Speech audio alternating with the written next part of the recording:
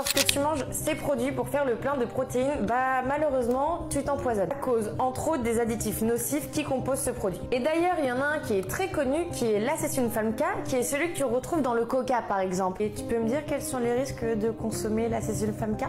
Il est associé à un risque accru de cancer et c'est vrai que l'acésulfame-K augmente l'absorption du sucre par l'organisme. Donc active fortement notre pancréas qui permet de métaboliser le sucre. Donc favorise, c'est vrai, le stockage de sucre en graisse. Et aussi des maladies comme le diabète.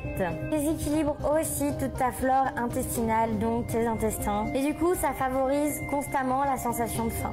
Et donc à terme, favorise aussi le surpoids et l'obésité, vu que tu es complètement détraqué de l'intérieur. Je peux pas en vouloir à cette personne de dire ça, je suis sûr qu'elle a voulu vraiment bien faire et ça, je trouve ça cool. Maintenant, ce qu'elle dit est au mieux très exagéré au regard de la littérature scientifique. L'acésulfame-K, c'est un édulcorant, donc en fait c'est quelque chose qui va donner un goût sucré à un produit sans apporter de sucre.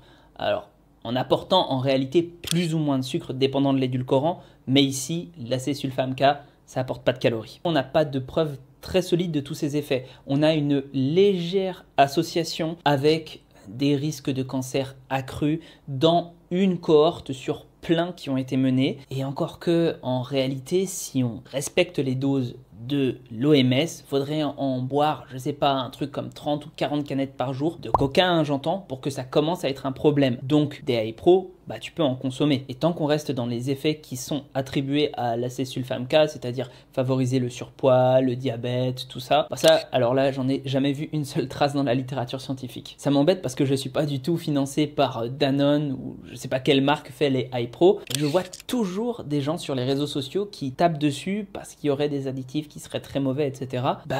Dans les doses qu'il y a dans ces yaourts-là, non. Pas du tout. Après, on peut se poser la question de savoir est-ce qu'il faut toujours s'orienter vers des choses qui ont un goût sucré? Et puis même, de façon générale, les édulcorants, si c'est pas mauvais pour le corps, c'est peut-être pas ouf pour la planète. Mais c'est un autre débat. Et surtout, ce que je trouve un peu dommage, c'est de faire peur aux gens comme ça.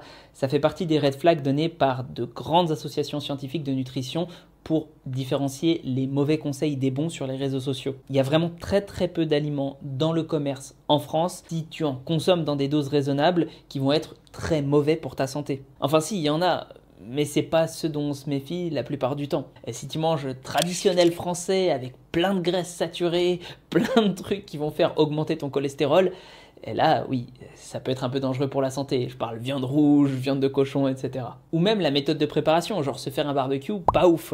Et à mon avis, c'est quand même largement là-dessus qu'on devrait mettre l'accent plutôt qu'une lutte, une croisade contre des yaourts.